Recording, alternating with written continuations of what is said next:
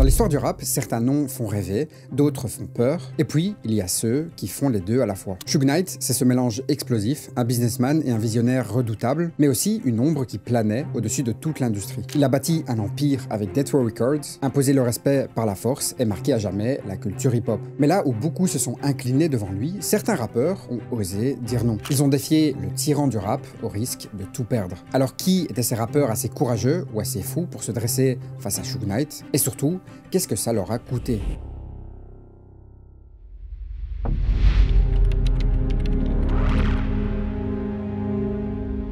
Imaginez un géant mystérieux et imposant qui entre dans une pièce et que tout le monde regarde avec un mélange de peur et de respect. Je vous présente Suge Knight, le roi incontesté du chaos dans le rap des années 90. Mais avant de devenir ce tyran légendaire, il y a une histoire qui commence loin des projecteurs. Marion Suge Knight naît en 1965 à Compton, en Californie, un quartier qui forge autant le caractère que le flow des futurs rappeurs. À l'époque, il faut y être dur, rapide et stratégique pour survivre dans la rue. Et pour Suge, ses premières années sont comme un entraînement intensif à la vie, apprendre à s'imposer et à ne pas se laisser marcher dessus. Dès l'adolescence, on remarque que Suge n'est pas un type ordinaire. Grand et imposant, il impose le respect et il attire le regard sans même le vouloir. Comme beaucoup dans son quartier, il se tourne d'abord vers le sport et plus précisément le football universitaire. Là encore, il est différent. Force, discipline, leadership, toutes ces qualités qui feront plus tard sa réputation dans le business et la musique. Mais contrairement à beaucoup d'athlètes, Suge n'est pas seulement intéressé dans la victoire sur le terrain, parce qu'il commence déjà à réfléchir à la victoire dans la vie, à comment contrôler son environnement et à se faire respecter à sa manière. C'est précisément à ce moment-là que Suge commence à tourner son regard vers la musique. Et non, il ne devient pas rappeur du jour au lendemain comme beaucoup le font maintenant.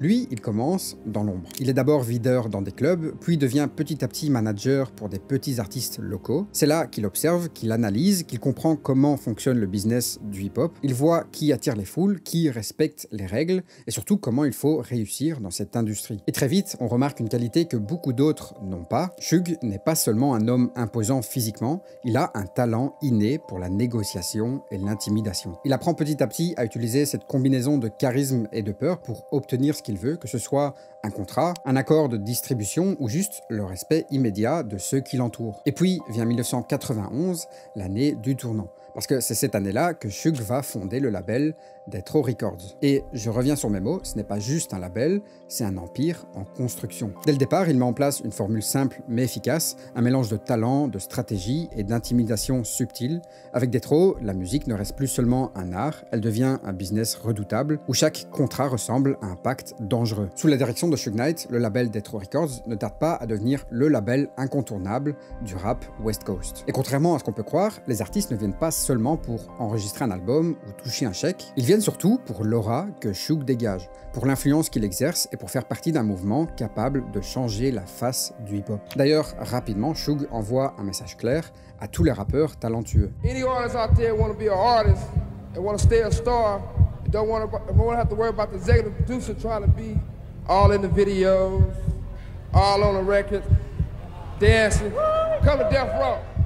Dans les studios aussi, tout le monde ressent cette énergie particulière, une combinaison de créativité, de tension et bien sûr de respect ou de peur envers le patron. Et le premier coup de maître arrive avec la signature de Dr. Dre en 1992 et la sortie de l'album The Chronic qui propulse littéralement le label dans une autre dimension. Rapidement, tout le monde commence à parler de Death Row Records et chaque rappeur rêve d'en faire partie. Mais Suge ne s'arrête pas là. Après Dre, il signe Snoop Dogg, un rappeur avec un flow unique. L'album Doggy Style, sorti en 1993, explose littéralement les charts et confirme ce que tout le monde commence à comprendre. Death Row n'est pas seulement un label, c'est un empire. Et ce qui est fascinant, c'est que Suge arrive à créer une machine où le talent des artistes et l'approche personnelle de Suge Knight se nourrissent mutuellement. À cette époque, Dr. Dre et Snoop Dogg apportent leur son révolutionnaire, alors que Suge, lui, apporte sa vision, son contrôle et la pression qui pousse chacun à se dépasser. C'est là que le mythe de Suge Knight commence vraiment à prendre forme, pas seulement un patron, mais le tyran qui contrôle un empire musical en pleine expansion. Mais bien sûr, un empire attire des ennemis, et certains rappeurs très connus ont osé défier Suge Knight.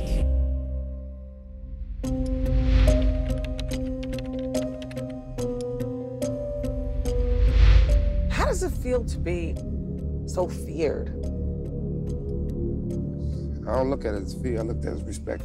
Au début des années 90, Suge Knight règne sur le rap comme un tyran tout droit sorti d'un film. Il est imposant, intimidant et pas vraiment du genre à sourire sur les photos. Pourtant, certains rappeurs ont osé lui tenir tête et l'un des conflits les plus célèbres de la West Coast oppose Suge Knight à Eazy-E, le cofondateur de NWA. Et ce n'était pas qu'une simple dispute de studio. À un moment, les tensions sont devenues si extrêmes qu'on parle de menaces directes et en réalité, tout commence avec Dr. Dre, qui était assez mécontent de la situation financière qu'il avait chez Ruthless Records, la maison de disques de NWA, le groupe dont il faisait partie aux côtés de Eazy-E. Il faut savoir que Eazy-E était le cofondateur de ce label aux côtés de Jerry Heller. Du coup, Dr. Dre et de D.O.C., un autre membre du groupe, auraient prévu une réunion avec Eazy-E pour lui parler de leur envie d'être mieux payés, mais malheureusement, il ne s'est jamais présenté. C'est comme ça que les deux artistes commencent petit à petit à se méfier d'Eazy-E et de Jerry Heller, et ils décident alors d'envoyer Suge Knight enquêter sur la situation financière de Ruthless Records. Rapidement, ils sentent justement que ça sent pas bon, et ils demandent à Eazy-E de les libérer de leur contrat avec Ruthless Records,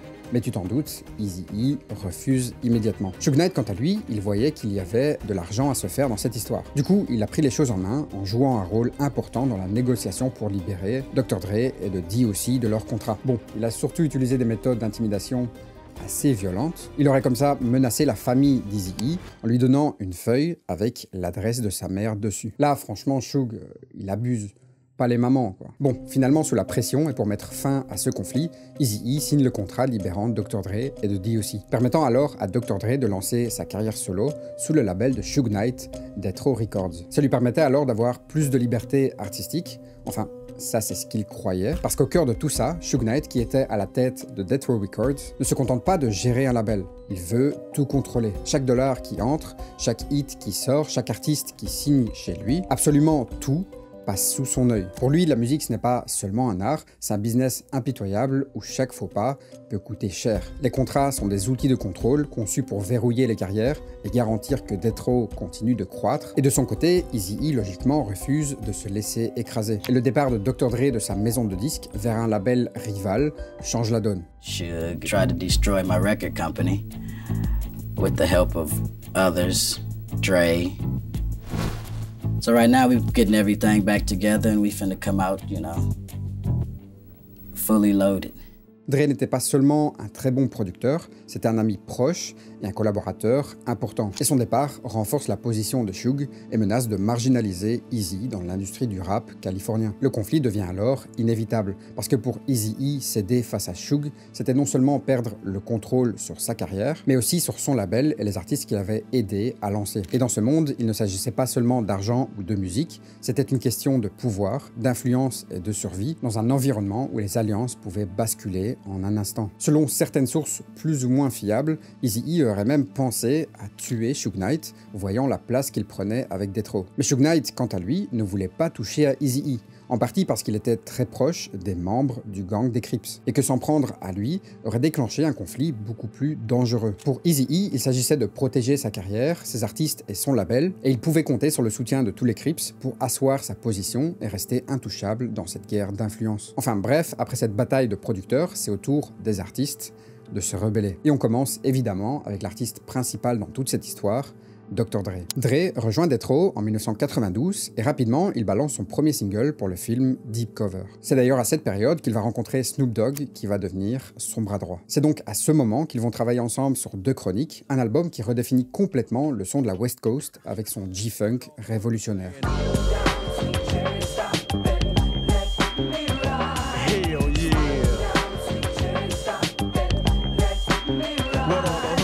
Les basses profondes, la mélodie G-Funk, les paroles, tout devient instantanément légendaire. L'album propulse Dr. Dre au sommet et transforme Death Row Records en un label incontournable, mais évidemment, avec le succès, vient aussi le contrôle. Suge Knight était le maître absolu de l'empire qu'il était en train de bâtir. Il ne supportait pas qu'on pense ou qu'on crée en dehors de son cadre. Il multiplie les menaces, exerce des pressions constantes et s'assure que chaque décision artistique passe par lui. Et donc pour Dre, la situation devient rapidement insoutenable. Il se retrouve face à un dilemme, rester sous l'ombre de Suge et risquer d'être muselé artistiquement, ou prendre le risque de tout quitter et de reconstruire sa carrière ailleurs en partant de zéro. La décision n'est pas seulement une question d'argent ou de renommée, elle touche à sa liberté artistique et à son intégrité.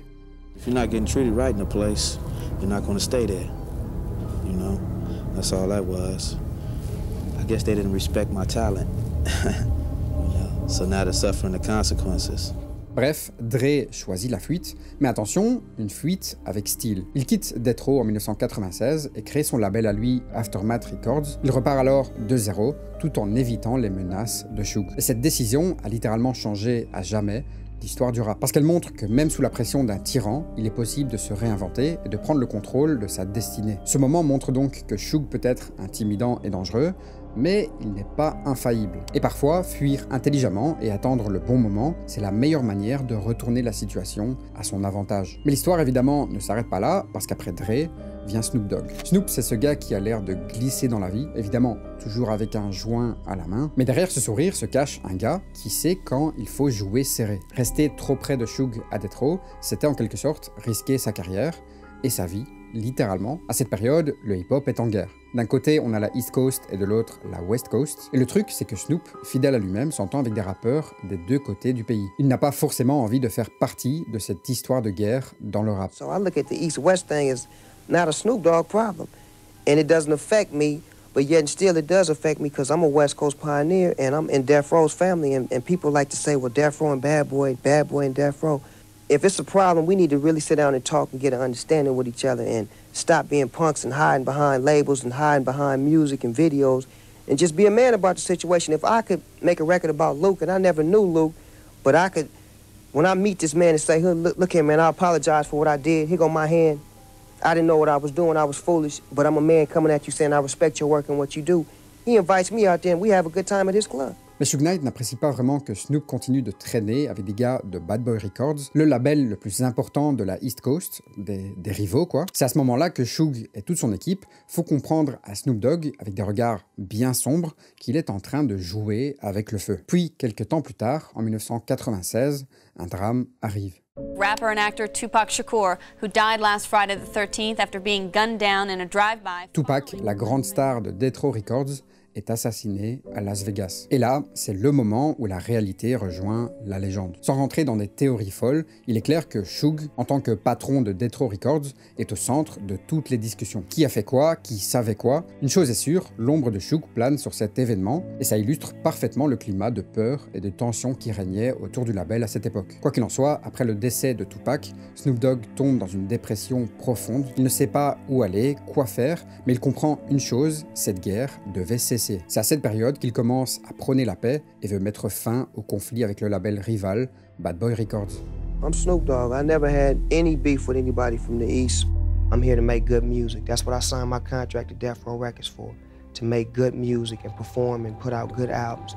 I didn't sign a contract to hurt nobody or make people hate me or hate people. It was just to make good music. Le problème, c'est que Suge, il n'est pas du genre à rigoler. En 1996, Suge est en prison pour violation de sa liberté conditionnelle après la fusillade à Las Vegas. Mais même derrière les barreaux, son influence plane. Snoop décide alors de contacter Suge pour discuter, mais la réponse qu'il reçoit le fait se sentir complètement impuissant. Surtout après ses propos de Suge Knight. Either motherfuckers riding with us or they riding against us.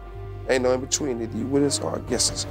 Those who's not with us, you've nothing. Il comprend rapidement qu'il a besoin de protection pour sa propre sécurité, parce que Suge aurait pu très bien vouloir lui faire du mal. C'est là qu'intervient Master P, une véritable légende du rap et un businessman visionnaire. Il est le fondateur du label No Limit Records et il jouera un peu le rôle du Superman pour Snoop à ce moment-là. Parce que Master P contacte alors Suge Knight, il négocie avec lui et met sur la table des millions pour que Snoop soit libéré de son contrat et protégé. Grâce à son intervention, Snoop ne sauve donc pas seulement sa carrière, il sauve sa vie. Et en plus de ça, il va rejoindre le label No Limit Records, le label de Master P, qui devient alors son mentor et protecteur, et ce qui lui permet alors de continuer à faire sa musique sans avoir peur de se faire écraser par Suge Knight. Alors oui, défier Suge Knight, ce n'était pas pour les faibles, même Snoop Dogg a eu besoin d'aide. Et bon, en même temps, on peut dire que dans le monde de Suge, chaque confrontation pouvait coûter cher, et donc certains ont plié, d'autres ont fui, et quelques rares courageux ont tenu tête. Et ce sont exactement ces histoires et ces confrontations qui ont marqué le rap des années 90. Et comme dans toutes les histoires, il arrive un moment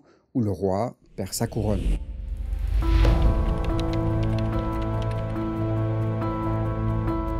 Maintenant, on entre dans une période fascinante, l'époque post-Tupac. Une époque où Suge Knight pensait pouvoir redevenir le roi incontesté du rap. Ça, jusqu'à ce qu'une nouvelle génération de rappeurs vienne chambouler ses plans. Commençons d'ailleurs avec Eminem, et pour Suge, Eminem était assez perturbant. Pas parce qu'il était blanc, mais surtout parce qu'il n'était pas influençable. Contrairement à beaucoup d'autres, ce jeune rappeur ne se laissait pas contrôler ni intimider. Pour une fois, ce tyran rencontrait quelqu'un qui ne se laissait pas impressionner par sa réputation. Et tout commence en 2001, lors des Source Awards, un événement connu pour son ambiance tendue et ses tensions entre rappeurs. Eminem, déjà confiant et provocateur à l'époque, se fait alors encercler par un groupe de types en rouge qui veulent clairement l'intimider. Suge aurait comme ça envoyé un message à Eminem, histoire de montrer qu'il contrôle le terrain. Mais le jeune Slim Shady, originaire des quartiers les plus durs de Détroit, n'est pas du genre à se laisser impressionner. Même entouré de Bloods venus de Compton, Eminem reste calme et analyse la situation. Tandis que pour Suge, ce n'était pas juste une question de frime. Parce qu'après la chute de Death Row Records, il cherche désespérément à rattraper le passé et à déstabiliser Dr. Dre. Du coup, quand Eminem signe chez Aftermath, le label de Dr. Dre, il devient la cible parfaite. Suge tente alors de recruter Eminem pour Death Row, espérant récupérer un peu de pouvoir et de contrôle sur l'industrie, mais il réalise rapidement que la peur seule ne suffit pas à maintenir son autorité, parce qu'il se retrouve face à un gars qui n'a peur de personne. Et puis vient l'année 2002 sur le tournage du clip In Da Club de 50 Cent. Pendant ce tournage, Suge aurait débarqué avec une équipe de Mexicains à l'air assez dangereux, menaçant 50 Cent et indirectement Eminem. Mais ce qui est incroyable, c'est que ni Eminem ni 50 Cent n'ont reculé. D'ailleurs, le rappeur Tony Yayo, qui était présent, a raconté que cette fois-là, Eminem était prêt à en découdre. So Suge came, he had some Mexican niggas. Now we from New York. You ain't never seen a nigga with a tattoo on his forehead. 118th Street crew. I'm like, what the fuck? Nigga got a tattoo on his face, homie. So niggas just Suge just got the cigar. He liked the cigar, and he trying to see what you gonna do. I was bugging because I seen, this is when I knew Eminem was real. He's like, I don't give a fuck, man. This is when I knew, I'm like, damn, Eminem is a real nigga. These niggas, 50 niggas outside, what's up? And then the nigga Suge just walked away. The Mexican niggas looked kind of confused, like they didn't know what's going on. Plus tard, Eminem a même incriminé Suge de la pire chose qui soit, en tout cas pour les fans de hip-hop. I'm holding Suge responsible for the deaths of the two greatest rappers to ever grace the face of this planet. If only the late great Mr. Christopher Wallace could talk, he could tell you himself. Il parle ici évidemment des meurtres de Tupac et de The Notorious Big. Bref, au fil du temps, la peur envers Suge Knight a commencé à diminuer et le respect s'est petit à petit transformé en méfiance. Les rappeurs de l'Est et ceux de la nouvelle génération comprenaient que Suge Knight avait un point faible, son pouvoir reposait beaucoup trop sur la peur et le contrôle. Et quand on commence à ne plus avoir peur, c'est là que le tyran devient vulnérable.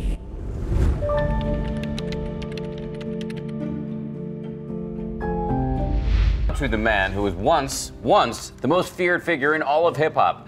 But here he is now, Suge Knight, a former rap powerhouse, collapsing in court, where he's facing a murder charge. Après avoir traversé la peur, la violence et les affrontements légendaires, il est temps de s'intéresser à la chute de Suge Knight. Parce que même les personnages les plus redoutables finissent par rencontrer leurs limites, et Suge n'échappe pas à cette règle. Tout commence avec ses problèmes judiciaires, parce que rapidement il comprend que la loi n'est pas un autre personnage qu'il peut intimider. Et c'est exactement là que le mythe commence à se fissurer. Ces moments sont paradoxalement fascinants. On observe l'homme qui a terrorisé Hollywood et Compton se faire rattraper par la justice. Ses comportements intimidants et criminels attirent l'attention des autorités, ce qui le conduit en prison à plusieurs reprises. Mais la chute de Suge Knight ne se limite pas à cette démêlée avec la justice, parce que parallèlement, la dissolution progressive de Death Row Records s'accélère. Énormément d'artistes, lassés de la pression et des conflits, quittent le navire. Avec chaque départ, le tyran perd un peu plus de son pouvoir mythique, et l'empire qu'il avait construit s'effrite doucement mais sûrement. Mais alors, quel est l'héritage de Suge Knight après tout ça? Eh bien, malgré la fin de l'âge d'or de Death Row Records, son influence dans l'histoire du rap